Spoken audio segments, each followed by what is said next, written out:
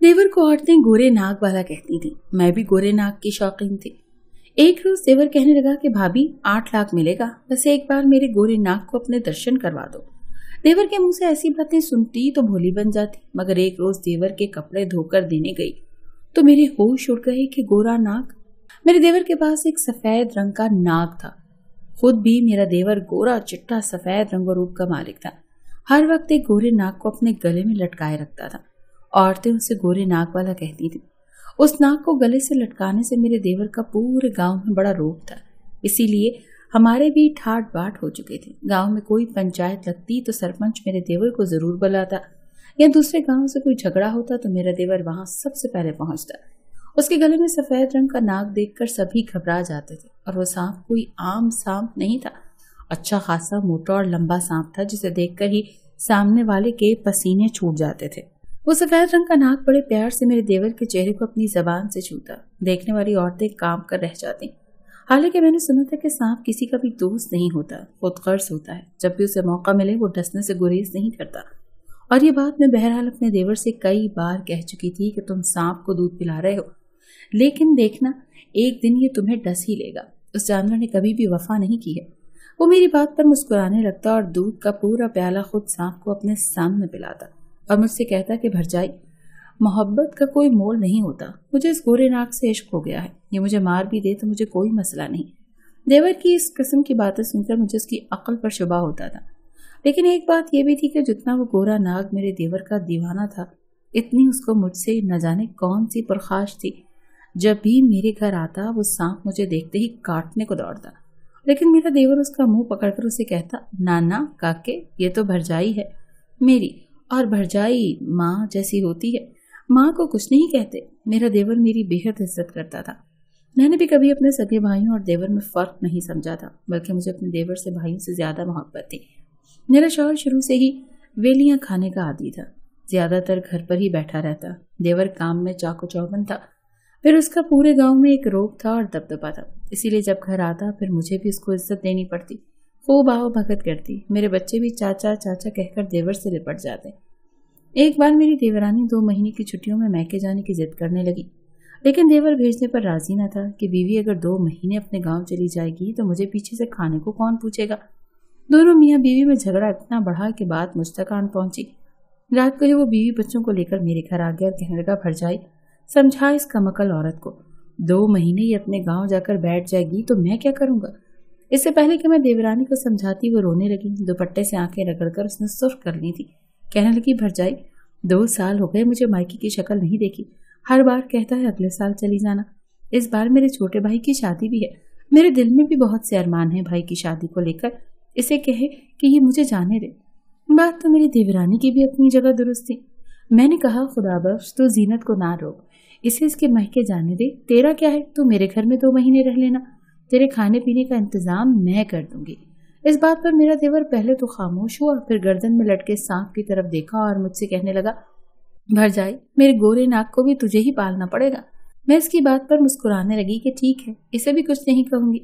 मेरी देवरानी ये सुनकर मेरी तरफ मशकूर नजरों से देखने लगी। कहने लगी, शुक्र है भरजाई तूने इसकी जिम्मेदारी उठाई, वरना ये मुझे इस साल भी जाने ना देता। हम देवरानी जेठानी में बड़ी प्यार और मोहब्बत थी, और यही हाल मेरे देवर का मेरे शौहर के साथ भी था। दोनों भाइयों में मैंने आज तक कभी तू मैं होते नहीं सुनी थी। इसके बाद से देवर मेरे ही घर पर रहने लगा। तब मैंने गौर किया कि इसका नाक जब भी मुझे देखता है उसकी आंखें सुर्ख होने लगती हैं। जिस गांव में हम रहते थे वहां खेतों में अक्सर सांप निकल आते थे, और हमारा घर खेतों के बहुत ही करीब था। जब से मेरी शादी हुई थी कहीं न कहीं से सांप हमारे घर निकल ही आता था, और मैं निडर किस्म की औरत थी कि डंडों से सांप को मारकर बाहर फेंक देती थी। बहरहाल सांप पालने का शौक मेरे देवर को था, मुझे बिल्कुल भी नहीं। मुझे दिलचस्पी उस वक्त हुई जब एक रात मैंने वो सब कुछ देखा कि मेरी आंख झपकना भूल गई। सर्दियों की रातें थी, इसीलिए सभी अपने कमरों में सोते थे। रात को मैंने भी अपने कमरे में सो रही थी कि जब मुझे बर्तन खड़कने की आवाज आई। मैंने मन ही मन में बिल्ली को कोसने देने शुरू कर दिए। मैंने कहा, सत्यानाश जाए बिल्ली का, कहीं इसने देसी घी के डब्बे में मुंह ही ना मार दिया हो। अक्सर रात को बिल्ली ही बावर्ची खाने में घुसकर चीजों में मुंह मारती थी। सर्दी में भी मुझे उठना पड़ा। मैंने अपनी गर्म शॉल खुद पर ली और कमरे से बाहर निकल आई। सर्द हवा के झोंकों ने मुझे कांपने पर मजबूर किया था। हमारा बावर्ची खाना सहन में था, इसीलिए जब मैं बावर्ची खाने की तरफ गई बिल्ली कहीं भी ना थी, शायद भाग गई थी। इसके बाद जैसे ही मैं दोबारा कमरे की तरफ पलटने लगी, मुझे देवर के कमरे से बातों की आवाज़ आ रही थी। जिस ज़माने की मैं बात कर रही हूँ, उस वक्त ना मोबाइल थे और ना ही टेलीफोन होता भी तो किसी किसी के घर पर होता था। मैं सोच में पड़ गई कि इस वक्त मेरा देवर किससे बातें कर रहा है। कमरे में तो वो बिल्कुल अकेला होता है। मेरे होश तो उस वक्त उड़े जब मुझे अपने देवर के अलावा एक और आवाज़ भी सुनाई दी। रात के इस पहर मेरे देवर के कमरे में कौन हो सकता है? मैंने देवर के कमरे के दरवाजे के पान लगाया तो सरगोशियों की आवाज़ थी। मैंने कमरे की खिड़की जो कि सहन में खुलती थी वो खोलकर देखना चाहा कि देवर के अलावा कमरे में कौन दूसरा है, क्योंकि जिस कमरे में देवर रह रहा था उसका दूसरा दरवाज़ा घर के बैरूनी जानिब खुलता था। अगर मैं ये भी सोच लेती कि उसका कोई दोस्त है तो रात के 3 बजे तो कोई भी गांव में किसी के घर नहीं जाता था, और अगर कोई दोस्त नहीं था तो वो किससे बातें कर रहा था। जैसे ही मैंने कमरे की खिड़की का पट खोलना चाहा तो वो अंदर से लॉक था। मैं बुरी तरह मायूस होकर वापस अपने कमरे में आ गई। मैंने कहा चलो सुबह पूछूंगी इसके कमरे में कौन था। सुबह नाश्ते के वक्त मैंने देवर से पूछा तो उसके चेहरे की रंगत कुछ बदल गई। हालांकि वो बहुत बाएतमाद किस्म का मर्द था, लेकिन इस वक्त मेरे सवाल पर कुछ तजब्जुब का शिकार हो गया था। हिचकिचाकर बोला कि नहीं तो भरजाई, कोई नहीं था। भला मेरे कमरे में कौन हो सकता है? ये सुनकर मैं परेशान सी हो गई थी, क्योंकि मैंने खुद अपने कानों से किसी की आवाज़ सुनी थी। यह अंदाज़ा लगाना मुश्किल था कि सरगोशियों की आवाज़ में दूसरी आवाज़ मर्द की थी या औरत की, क्योंकि बहुत धीमे लहजे में सरगोशियाँ हो रही थी। मैं शायद शक ना भी करती अगर मेरा देवर यूं बदहवास ना होता। आज देवर ने बड़ी उजलत में नाश्ता किया और अपने गोरे नाक को गले में लटकाया और बाहर निकल गया। उसके जाने के थोड़ी देर के बाद ही मोहल्ले की एक औरत मेरे पास आ गई और कहने लगी, ये गोरे नाक वाला आजकल तेरे घर रह रहा है? मैंने कहा हाँ, इसकी बीवी मायके गई है। इसीलिए कहने लगी, तुझे पता है आजकल ये किन चक्रों में है? पड़ोसन की बात सुनकर मैंने कहा, क्या मतलब है तुम्हारा इस बात का?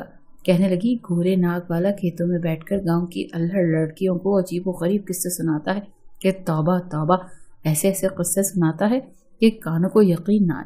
मैंने कहा, ऐसे भी कौन सा किस्से सुनाता है? तो कहने लगी, किसी दिन चल मेरे साथ और सुन ले।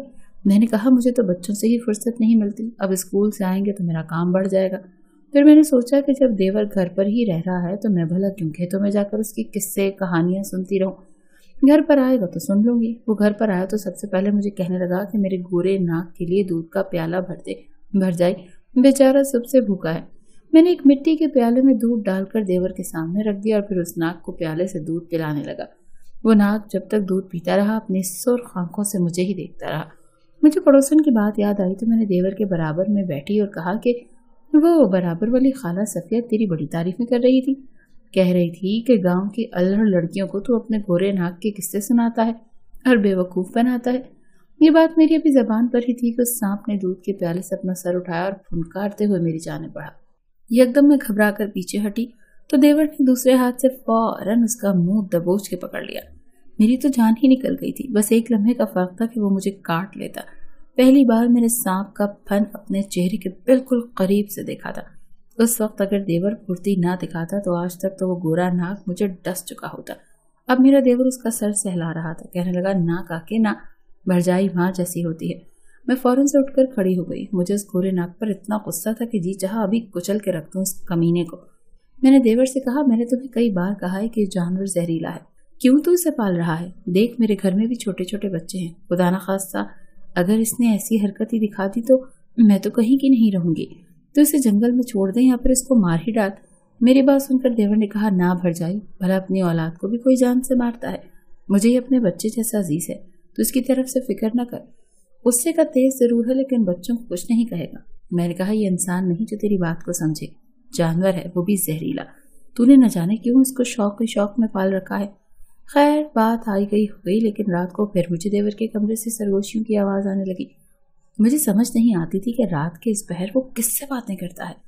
फिर मुझे ये भी शक होने लगा कि कहीं उसका कोई दूसरी औरतों के साथ चक्कर तो नहीं। आजकल तो वैसे ही नौजवान लड़कियों को कहानियां सुनाता था, कहीं किसी को बैठक में तो नहीं ले आया। लेकिन फिर ख्याल आया कि नहीं, ऐसा तो नहीं है, बहुत शरीफ है, भला ऐसा काम क्यों करेगा। लेकिन उसके कमरे से आने वाली मुसलसल सरगोशियां मुझे अजीब शकूक और शुबहात में डाल रही थी। हालांकि पूरा दिन बैठक की खिड़की सहन में खुली रहती थी, लेकिन देवर रात के इस पहर खिड़की पर कुंडी लगा देता था। दरवाजे को भी लॉक करके बंद करके रात भर वो किसी से सरगोशियां करता था। बहरहाल मैंने 2-3 बार देवर से पूछा, हर बारी उसके चेहरे पर बदहवासी छा जाती थी, लेकिन मुझे बताता कुछ नहीं था। बात को या तो टाल देता या बदल देता। लेकिन एक बार जो हुआ उसने तो मेरे होश उड़ा कर रख दिए। रात के 12 बजे मोहल्ले में शोर सा उठा। शोर इस कदर ज्यादा था कि मेरी भी आंख खुल गई और मेरे शौहर की भी। जब हम बाहर आए तो लोगों का हुजूम जमा था। कहने लगे उन्होंने एक शख्स को भागकर हमारे घर में फलांगते देखा था। ये सुनकर तो हम लोग डर गए, क्योंकि हमारे घर का सहन बहुत बड़ा था, इसमें दरख्त भी लगे हुए थे। मोहल्ले वालों ने कहा कि मैंने खुद देखा है, इसीलिए अगर तुम लोग इधर कोई चोर घुस आया है तो मिलकर इसे निकाल देते हैं।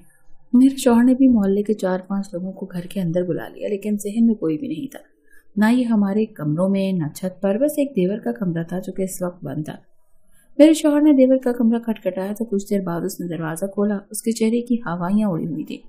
लोगों ने कहा कि शायद इस घर में कोई चोर घुस आया है और सिर्फ तुम्हारे कमरे की तलाशी बाकी है। वो कहने लगा, मेरे कमरे में मेरे अलावा और कोई भी नहीं है। लेकिन वो दरवाजे के बिल्कुल ऐन सामने खड़ा था, पीछे भी नहीं हट रहा था। पहले ही मैं ऐसे मौके की तलाश में थी, क्योंकि मुझे तो रोजाना ही इस कमरे से सरगोशियों की आवाजें आती थी। मैंने कहा कि तुम्हें एक बार कमरे की तलाशी लेने तो, हो सकता है कि कहीं चोर छुप गया हो।